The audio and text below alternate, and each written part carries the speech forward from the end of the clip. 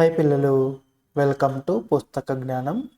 ఇవాళ మనం 5వ తరగతి ఈవీఎస్ పాఠ్యపుస్తకంలో 2వ చాప్టర్ క్లైమేట్ చేంజ్, వాతావరణ మార్పు గురించి నేర్చుకుందాం.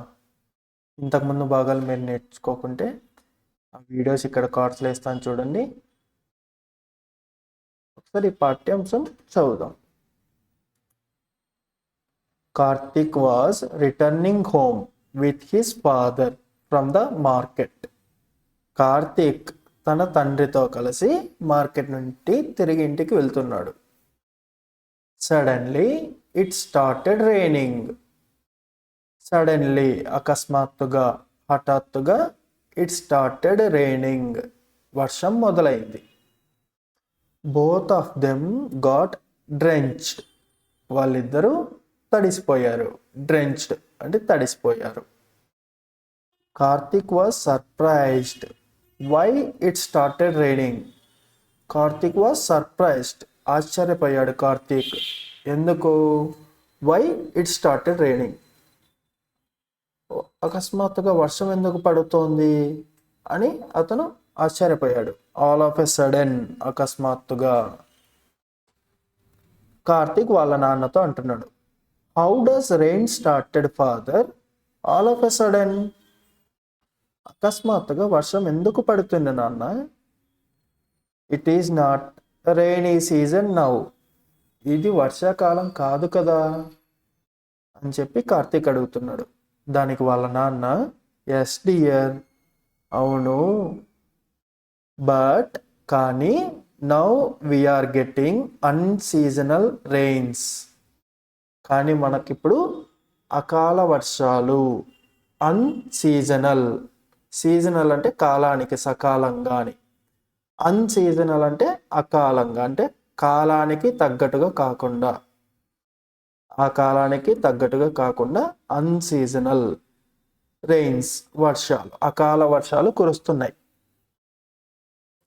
Karthik, why is it happening so. అలా ఎందుకు జరుగుతుంది నాన్న అని చెప్పి కార్తీక్ అడుగుతున్నాడు. వాళ్ళ నాన్న, changes have occurred in the environment. Environment అంటే మన పర్యావరణంలో. చేంజెస్ హ్యావ్ అకర్డ్ అంటే మార్పులు వచ్చినాయి, మన పరిసరాల్లో వచ్చిన మార్పులు. Our actions are the reasons for these changes. మన పరిసరాల్లో, పర్యావరణంలో మార్పులు వచ్చినాయి. అలాగే వాటికి కారణం ఏంటి? అవర్ యాక్షన్స్, మనం చేసిన చర్యలే.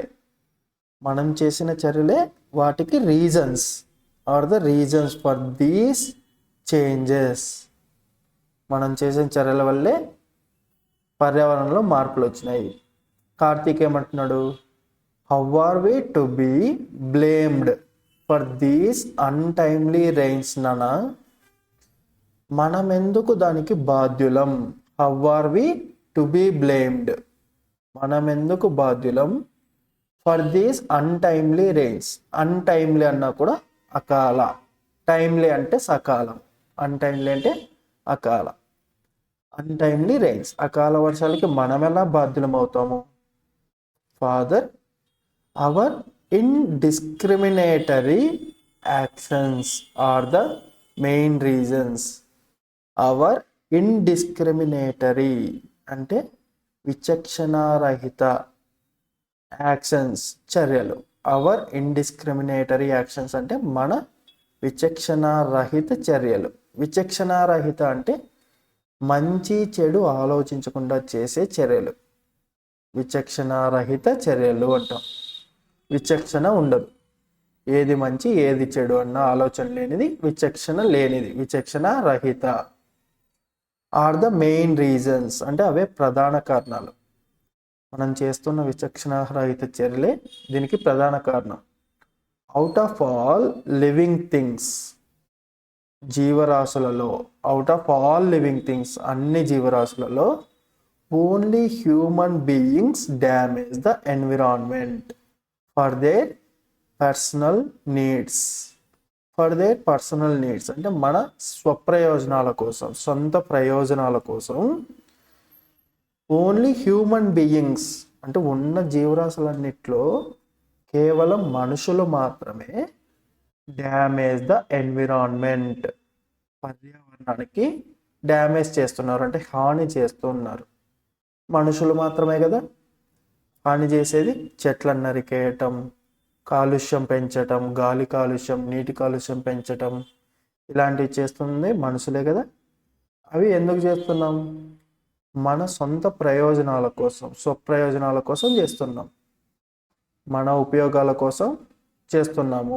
దానివల్ల పరిసరాలు హాని కలుగుతోంది. వాటి వల్ల మన క్లైమేట్లోను ఎన్విరాన్మెంట్లో చేంజెస్ వస్తున్నాయి. ఆ చేంజెస్ వల్ల ఇలా అన్సీజనల్ రెయిన్స్ వస్తున్నాయి.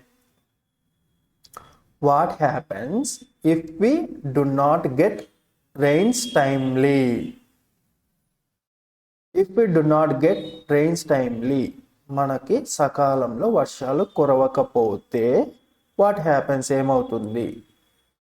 ఏమవుతుంది చెప్పండి?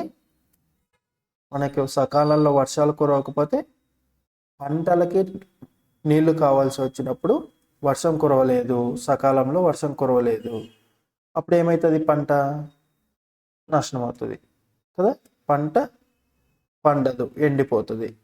అలాగే మనకి సకాలంలో వర్షాలు కురిస్తేనే మనకి త్రాగునీరు కూడా అందుబాటులో ఉంటుంది. వర్షాలు పడకపోతే మనకి తాగునీరు కూడా అందుబాటులో ఉండదు కదా. What happens if it rains during the harvest time? Harvest time అంటే పంటల కోత సమయం, అంటే పంటలు కోసి ఆ పంటల్ని పొలంలోంచి పంట తీసుకునే సమయం, అది హార్వెస్ట్ టైం అంటాం. What happens if it rains during the harvest time? పంటలు కోసే సమయంలో వర్షం వస్తే ఏమవుతుంది? పంటలు కోసే టైంలో వర్షం వస్తే ఏమవుతుంది? పండిన పంట అంతా వర్షానికి నానిపోతుంది, నానిపోయి కుళ్ళిపోతుంది కదా, అది కూడా మనకి నష్టమే.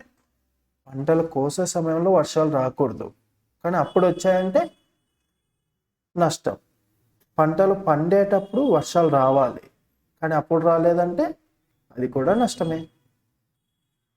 To understand the changes in the climate, we must know about climate and its impact. వాతావరణంలో జరిగే మార్పుల్ని మనం బాగా అర్థం చేసుకోవాలంటే అసలు వాతావరణం అంటే ఏంటి అనేది మనం ముందు అవగాహన చేసుకోవాలి. అలాగే దాని ప్రభావం కూడా అవగాహన చేసుకోవాలి. What is climate? వాతావరణం అంటే ఏమిటి? The weather conditions such as temperature, rainfall, etc. prevailing in an area is called climate. సాధారణంగా ఒక ప్రాంతంలోని ఉష్ణోగ్రత, వర్షపాతం మొదలైన పరిస్థితులను వాతావరణం అంటారు. ఉష్ణోగ్రత అంటే ఉష్ణం యొక్క కొలత, అంటే ఉష్ణం ఎక్కువ ఉందా తక్కువ ఉందా, అంటే వేడిగా ఉందా చల్లగా ఉందా అన్న కొలత. వర్షపాతం, వర్షపాతం అంటే వర్షం యొక్క కొలత, వర్షం ఎక్కువ ఉందా తక్కువ ఉందా అన్న కొలత.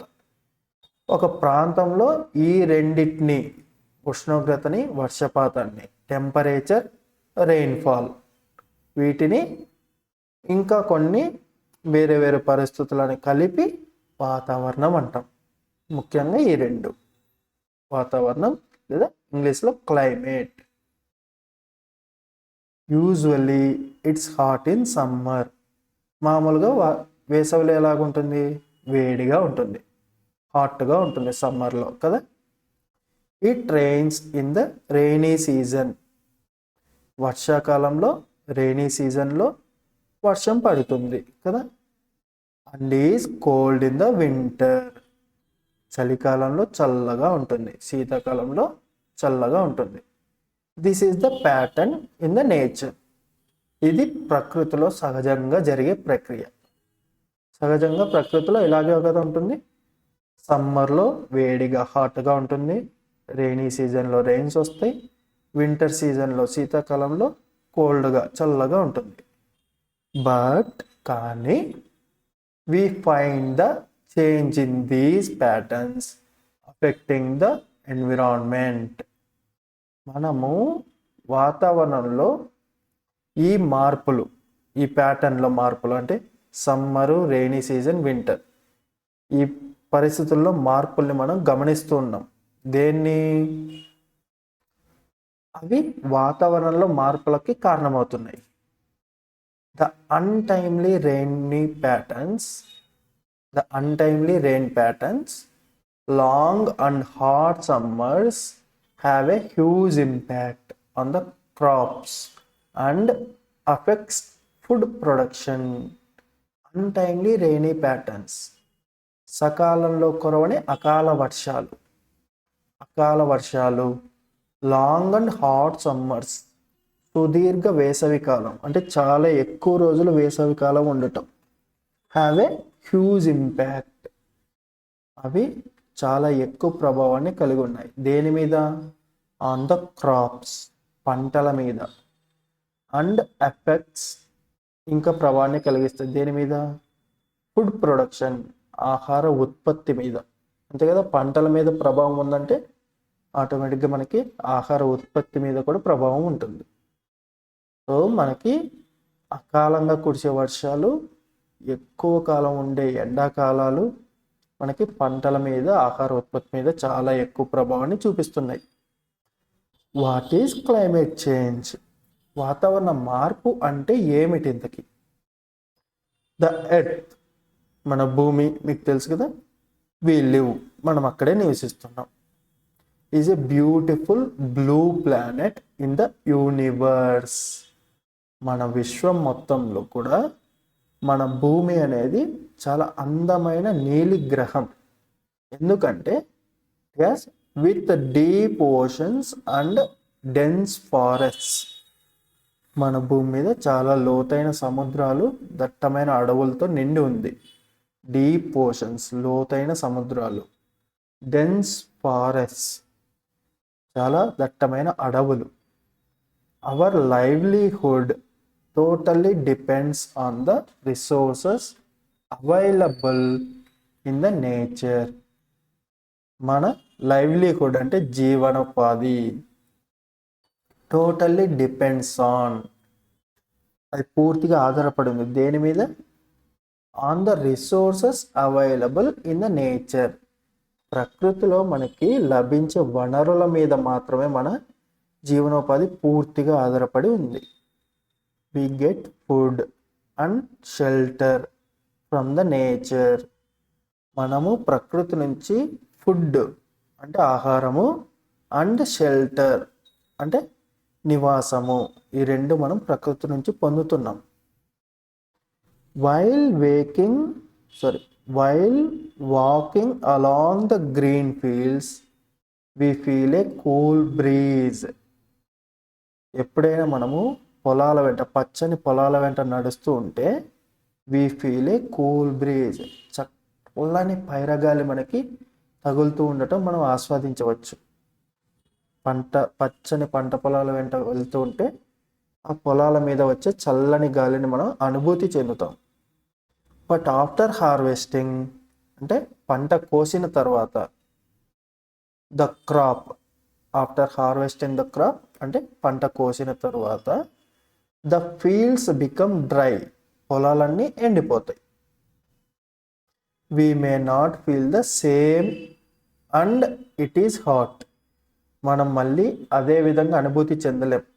పంట ఉన్నప్పుడు చల్లగా వచ్చినట్టుగా పంట కోసిన తర్వాత, ఎండిపోయిన తర్వాత మనకు ఆ అనుభూతి అనేది ఉండదు. అండ్ ఇట్ ఈస్ హాట్, వేడిగా కూడా ఉంటుంది. ఇన్ ద సేమ్ మేనర్, అదే విధంగా we notice a rise in temperature. మనము ఉష్ణోగ్రతలో పెరుగుదలని మనం గమనిస్తాం. ఎప్పుడు? And change in the climatic conditions, మన వాతావరణంలో మార్పులు కూడా గమనిస్తాం. అంటే పచ్చగా ఉన్నప్పుడు పంట పొలంలో చల్లగా ఉంటుంది, పంట కోసిన తర్వాత వేడిగా అనిపిస్తుంది.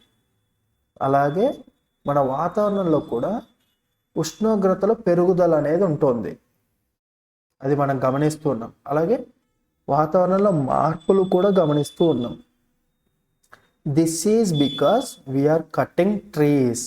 ఎందుకంటే మనం చెట్లు నరికేస్తున్నాం కాబట్టి. Burning waste and fuels. Burning అంటే కాల్ చేస్తున్నాం, వేటిని? వేస్ట్, వ్యర్థాలని మనం తగలబెడుతున్నాం. అండ్ ఫ్యూయల్స్, ఇంధనాల్ని కూడా మనం తగలబెడుతున్నాం. ఇంధనము అంటే పెట్రోల్, డీజిల్, బొగ్గు ఇలాంటివి. వీటన్నిటిని మనం తగలబెడుతున్నందువల్ల కాలుష్యం పెరుగుతుంది, ఉష్ణోగ్రతల్లోనూ వాతావరణంలోనూ మార్పులు వస్తున్నాయి. అలాగే కటింగ్ ట్రీస్, చెట్లను నరకడం వల్ల కూడా ఉష్ణోగ్రత వాతావరణంలో మార్పులు వస్తున్నాయి. Let us know how the earth is becoming warmer. భూమి ఏ విధంగా వేడెక్కుతుందో ఇప్పుడు తెలుసుకుందాం. ఇంతవరకు అర్థమైంది కదా, క్లైమేట్లో చేంజ్ ఎందుకు వస్తుంది? మనము వ్యర్థాలని, ఇంధనాలని మండించడం వల్ల కాలుష్యం పెరిగి, అలాగే చెట్లను నరికేయడం వల్ల ఉష్ణోగ్రతల్లో పెరుగుదలలు వచ్చి వాతావరణంలో మార్పులు వస్తున్నాయి. అలాగే భూమి ఎలా వేడెక్కుతుందో ఇప్పుడు తెలుసుకుందాం. We are changing grass lands into farm lands for cultivation. Grass lands అంటే గడ్డి భూములు, ఇంటూ ఫార్మ్ ల్యాండ్స్ అంటే వ్యవసాయ భూములుగా మారుస్తున్నాం. ఎందుకు? ఫర్ కల్టివేషన్, పంటలు పండించాలి కాబట్టి మనం గడ్డి భూములని వ్యవసాయ భూములుగా మారుస్తున్నాం. వీఆర్ కట్టింగ్ డౌన్, మనం కొట్టేస్తున్నాం వేటిని? ఫారెస్ట్, అడవుల్ని. ఇండిస్క్రిమినేట్లీ, విచక్షణారహితంగా. టు వైడెన్ ద రోడ్స్, రోడ్లని పెద్దగా వెడల్పుగా చేయడం కోసము. టు కన్స్ట్రక్ట్ బిల్డింగ్స్, బిల్డింగ్లు పెద్ద పెద్ద భవనాలు కట్టడానికి. ఫ్యాక్టరీస్, ఫ్యాక్టరీలు కట్టడానికి, పరిశ్రమల కోసం.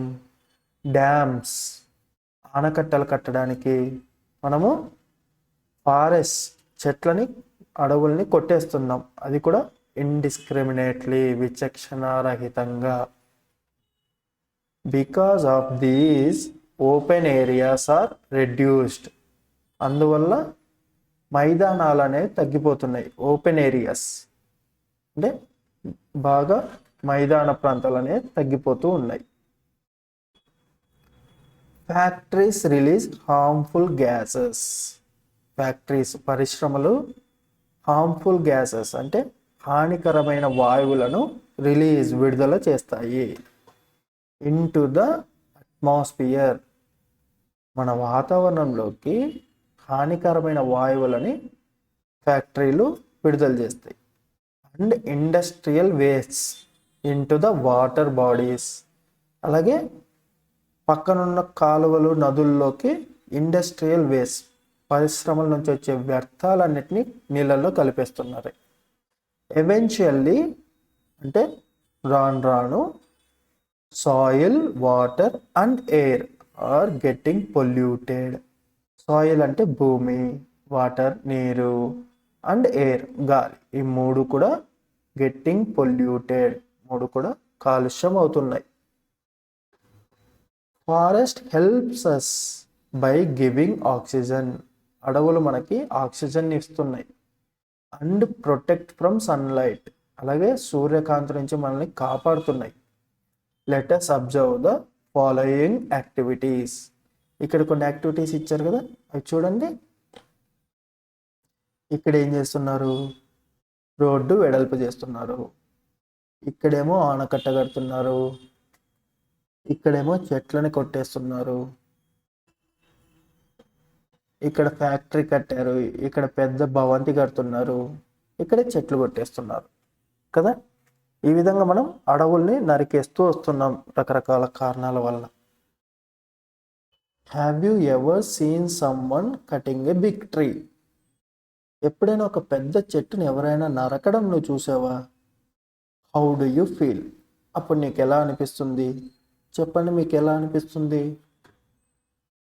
నాకైతే అలా ఒక పెద్ద చెట్టును కొట్టేస్తుంటే చాలా బాధగా అనిపిస్తుంది. ఎందుకంటే ఆ చెట్టు వల్ల చాలా నీడ వస్తుంది, చాలా చల్లదనం వస్తుంది. అలాగే చెట్టు మీద చాలా పక్షులు, జంతువులు నివసిస్తాయి కదా. ఆ కిలకిలా రావాలు మనం మళ్ళీ వినలేము కదా. అందుకే నాకు చెట్లను కొట్టేస్తే చాలా బాధగా అనిపిస్తుంది. Effects of climate change. వాతావరణ మార్పులు, వాటి ప్రభావాలు. ఇప్పటివరకు వాతావరణంలో మార్పులు వస్తున్నాయి, ఎందుకు వస్తున్నాయో తెలుసుకున్నాం. ఆ మార్పుల వల్ల ఏమవుతుందో తెలుసుకుందాం. బికాస్ ఆఫ్ క్లైమాటిక్ చేంజెస్, వాతావరణ మార్పుల వల్ల we do not get timely rainfall, మనకి సకాలంలో వర్షాలు పడవు. విచ్ లీడ్స్ టు డ్రాట్, అది ఏ దానికి దారితీస్తుంది? కరువుకు దారితీస్తుంది. సకాలంలో వర్షాలు పడకపోతే పంటలు పండక కరువు ఏర్పడుతుంది కదా. హెవీ సైక్లోన్స్, చాలా పెద్ద తుఫానులు వస్తాయి. సునామీలు వస్తాయి. మే అక్కర్, చాలా పెద్ద తుఫాన్లు, సునామీలు సంభవించవచ్చు. The melting of ice in the polar region, మనకి భూమికి ఉత్తర దక్షిణ ధ్రువాల వద్ద ఐస్ రూపంలో, మంచు రూపంలో నీరు ఎక్కువగా ఉందని తెలుసు కదా. ఆ ఐస్ అనేది మన వాతావరణంలో ఉష్ణోగ్రత పెరగడం వల్ల కరుగుతుంది. అలా కరిగితే ఆ నీళ్ళన్నీ ఎక్కడికి వెళ్తాయి? సముద్రంలోకి వెళ్తాయి. అంటే సముద్రం లెవెల్ పెరుగుతుంది. Which leads to rise in ocean level, సముద్ర మట్టం పెరుగుతుంది. అప్పుడు సముద్రం పెరిగితే ఏమవుతుంది? Places near the sea shore may be submerged, అంటే సముద్ర తీరాలకి దగ్గరలో ఉన్న ప్రాంతాలు, లోతట్టు ప్రాంతాలు సముద్రంలో మునిగిపోతాయి కదా. సముద్రంలో నీరు పెరిగితే సముద్రంకి దగ్గరగా ఉన్న లోతట్టు ప్రాంతాలన్నీ సముద్రంలో మునిగిపోతాయి. The water in the sea is getting warmer, అలాగే సముద్రంలో నీళ్లు కూడా వేడెక్కుతున్నాయి. గెటింగ్ వార్మర్, వేడెక్కుతున్నాయి. Which leads to the death of aquatic plants and animals, ఆ సముద్రంలో నీళ్లు వేడెక్కడం వల్ల ఏమవుతుంది? అక్వాటిక్ ప్లాంట్స్ అంటే సముద్రంలో పెరిగే మొక్కలు, అండ్ యానిమల్స్ అందులోని జంతువులు చనిపోతాయి కదా. వాటికి కావాల్సినంత ఉష్ణోగ్రత లేక వేడి పెరగడం వల్ల ఆ జంతువులు, మొక్కలు చనిపోతాయి. అందువల్లే మనకి ఈ విధంగా ఫ్లడ్స్, వరదలు, మెల్టింగ్ ఆఫ్ ఐస్, ధ్రువాల వద్ద ఉన్న మంచు కరగడము, ఫారెస్ట్ ఫైర్స్, అడవులు తగలబడటం, డ్రాట్ అంటే కరువు ఏర్పడడం జరుగుతున్నాయి. All these adverse effects are because of our greedy activities, ఈ దుష్పరిణామాలన్నీ అడ్వర్స్ ఎఫెక్ట్స్ అంటే దుష్పరిణామాలు, are because of our greedy activities, మన స్వార్థపూరిత కార్యకలాపాల వల్ల, మనం చేస్తున్న స్వార్థపూరిత పనుల వల్ల మాత్రమే ఇవన్నీ జరుగుతున్నాయి. వి కట్ ట్రీస్, మనం చెట్లు నరికేస్తున్నాం. ఫర్ అవర్ బిల్డింగ్స్, మన భవనాల కోసం నరికేస్తున్నాం. యూజేజ్ ఆఫ్ వెహికల్స్, మనం వాహనాలు వాడుతున్నాం. దట్ కాజెస్ ఎయిర్ పొల్యూషన్, అది మనకి గాలి కాలుష్యాన్ని కలిగిస్తుంది. రిలీజ్ హార్మ్ఫుల్ కెమికల్స్, అలాగే గాల్లోకి హానికారక రసాయనాలని విడుదల చేస్తున్నాయి. సూయేజ్ ఇన్ వాటర్, నీటిలోకి మురుగుని, అంటే మనకి మురుగు కాలువ అంతా తీసుకెళ్ళి కాలువల్లోనూ నదుల్లోనూ కలిపేస్తున్నాం కదా, ఆ మురుగుని నీళ్ళల్లో కాలుష్యం చేస్తున్నాం. Usage of plastic in large quantity, ఎక్కువగా ప్లాస్టిక్ను వాడటం. విచ్ డు నాట్ డిగ్రేడ్, అది కుళ్ళిపోదు. ప్లాస్టిక్ అనేది ఎన్ని సంవత్సరాలైనా సరే కుళ్ళిపోదు. అందువల్ల అది మనం ఎక్కువ మొత్తంలో వాడటం అనేది మంచిది కాదు.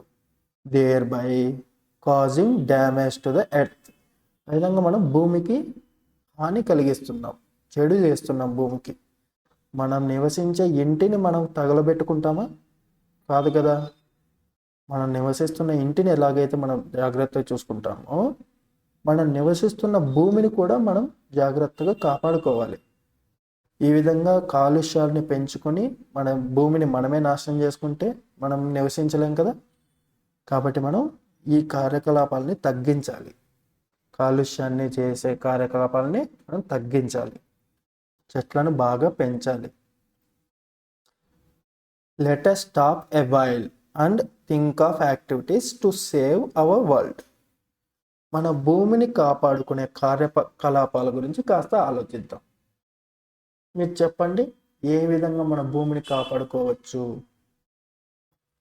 మనము ఇప్పటికైనా ఫ్యాక్టరీల నుంచి, వాహనాల నుంచి వచ్చే కాలుష్యాన్ని తగ్గించవచ్చు. ఇప్పటికైనా తగ్గిస్తే కనీసం కొంతైనా మనం కాలుష్యాన్ని తగ్గించుకున్న వాళ్ళం అవుతాం. అలాగే చెట్లను బాగా పెంచవచ్చు, అడవుల్ని నరికేయకుండా చెట్లను బాగా పెంచవచ్చు. అలాగే ఇప్పుడు ఆల్రెడీ ఉన్న కాలుష్యాన్ని తగ్గించడానికి కొన్ని చర్యలు తీసుకోవచ్చు. ఆ విధంగా మనం భూమిని కాపాడుకోవచ్చు కదా. ప్లాస్టిక్ వాడకాన్ని తగ్గించాలి. ప్లాస్టిక్ ఎంత తక్కువ వాడితే అంత మంచిది. Say no to plastic and use eco friendly material.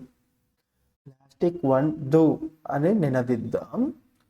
పర్యావరణ హిత వస్తువులు, సామాగ్రిని వాడుదాం. పర్యావరణానికి ఎకో ఫ్రెండ్లీ అంటే పర్యావరణానికి హితం కలిగించే, మంచి చేసేవే వాడుదాం. ప్లాస్టిక్ని వాడవద్దు. ఈ విధంగా మనం మన భూమిని కాపాడుకోవచ్చు. ఇక్కడి వరకు మనం వాతావరణం, దానిలో మార్పులు, వాటి ప్రభావాలు నేర్చుకున్నాం. నెక్స్ట్ మనం ప్లాస్టిక్ యొక్క వాడకం పర్యావరణానికి హితమా కాదా అన్నది ఆ తర్వాత భాగాలు నేర్చుకుందాం.